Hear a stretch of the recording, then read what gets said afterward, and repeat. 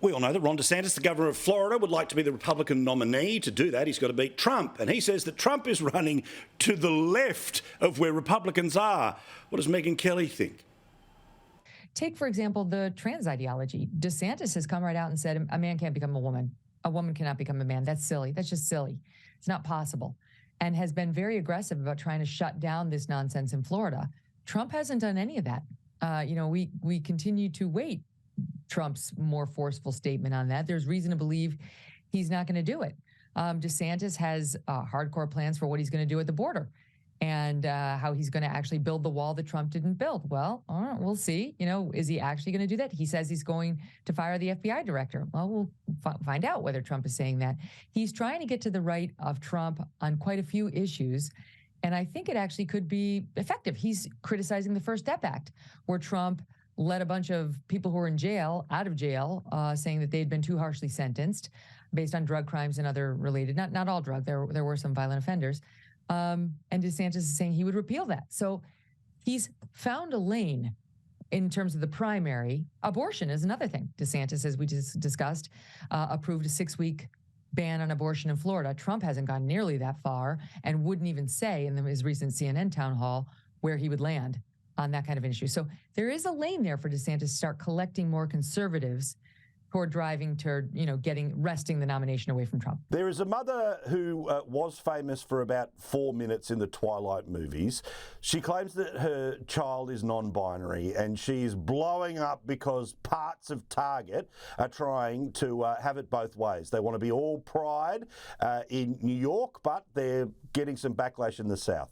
So I just walked into Target and the right behind me here where you see all these lovely swimsuits, that's where the Pride display used to be. And I came in here 2 days ago and my 7-year-old, who's non-binary, saw it and said, "Look, Mom, it's Pride. Look, they're gonna celebrate me."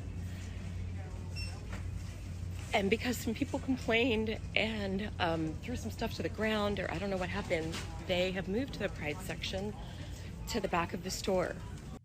First of all, non-binary is not a thing. You are not both male and female. You do not identify as both. Just stop it. Stop engaging in this fiction with your child. Your 7-year-old doesn't even know what that means. Your 7-year-old probably believes in the Tooth Fairy and the Easter Bunny and doesn't know what non-binary is unless you forced it on him, madam. That's what you did.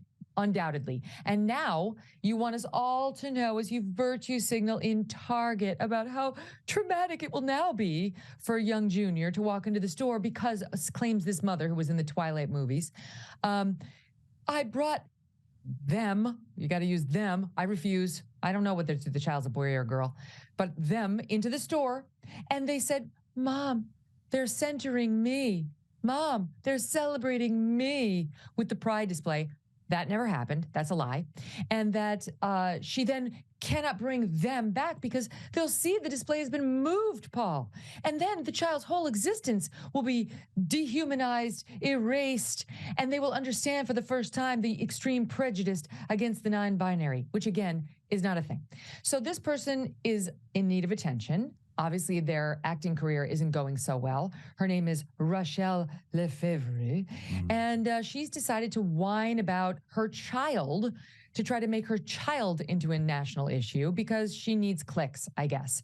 And now she actually filmed herself in Target working up some fake tears. Don't forget, this is an actress after she made a fake non-binary child out of her 7-year-old. Apparently, Prince Harry is already talking to divorce lawyers. So this is kind of interesting. This is the woman that the papers are citing for this reporting is a longtime royal insider, a socialite. She's been right. I've been following her because she's great TV. She's been right about a lot.